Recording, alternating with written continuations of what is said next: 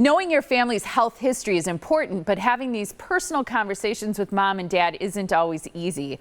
World Ovarian Cancer Day took place last week, but joining us today to discuss the importance of genetic and tumor testing is Dr. Thomas Herzog, along with Professor Matthew Loscalzo. Good morning to both of you. Good morning, Molly. Hi there, Molly. Hi, guys. Great to have you joining us. Why do you feel that World Ovarian Cancer Day is a good time to talk with our parents, perhaps, or people related to us about their health history? Yeah, Molly, I think any time is a good time, but I think it does remind us of the importance, and it brings up how ovarian cancer and genetics are related. We know that most cancers occur by an accumulation of genetic mutations, and ovarian cancer is no different. And ovarian cancer is very driven by a gene known as BRCA, as is breast cancer. We know, for example, that if you have a mutation in the BRCA gene, your chances of developing breast cancer by the age of 70 are as high as 70%. Your chances of developing ovarian cancer by that same age are 40%. So incredibly increased risk. Reminds us of the fact that women need to know their BRCA status based on family history and the indications for testing.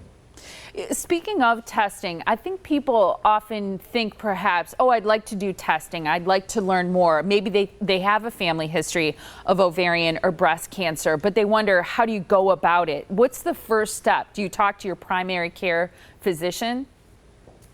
Yeah, speak to your physician. I think it's really important that obviously knowing your family history is important, so that when you speak to your healthcare team, it's an informed conversation.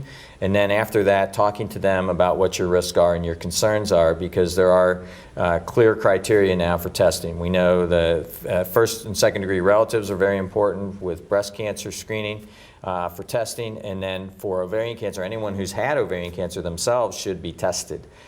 Because that changes everything for that patient in terms of their prognosis, new treatments that are now available to them, secondary prevention of cancers in that particular patient, and most importantly is really cascade testing or testing relatives, because we can intervene medically and surgically to prevent cancers from even occurring in family members who we identify the gene that has a mutation. Matthew, I know you're a professor of supportive care, and as we talk about genetic testing, it makes me wonder about the burden that people carry because of it. And I would think there are also emotional barriers to finding out this information and having these conversations.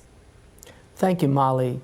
You know, the bottom line is really, families are the places where we are kept healthy. Families are the actual places where we can talk about anxiety, fear, and in some cases, when you're dealing with genetics, guilt. So it's important to keep that conversation going, to actually keep it honest, and to anchor it in solid information about testing that you can only get from your physician, about you personally, and then more globally about some of the resources that are available, especially on the website. So when we talk about emotions, families are emotional places, and that's where we have to talk about it and work it through as a family. When you think about talking to children about these different issues as it relates to cancer, when's the right timing? I mean, timing is everything, as they say in life. What are your thoughts about that? Well, really, certainly timing is everything. But it's done over time. It's done by, when I say it's done, I mean communication comes at an age developmental level that you're sure that your child can certainly understand it and can cognitively integrate it. But you also want to give them small packets of information that they can easily digest and encourage them to answer questions. Wonderful. Thanks to both of you about the information related to this very important topic. Where can people go for more information? Well, Molly, I think a great website for information is bbrcaware.com. It has a lot of information on genetic testing and some of the implications and challenges that go with that. But really, I think Matt and I both share the belief that knowledge is power, and I think going to that type of website is really helpful. I think so too. Gentlemen, thank you so much for joining us today. Thank you, Molly. Thank you, Molly.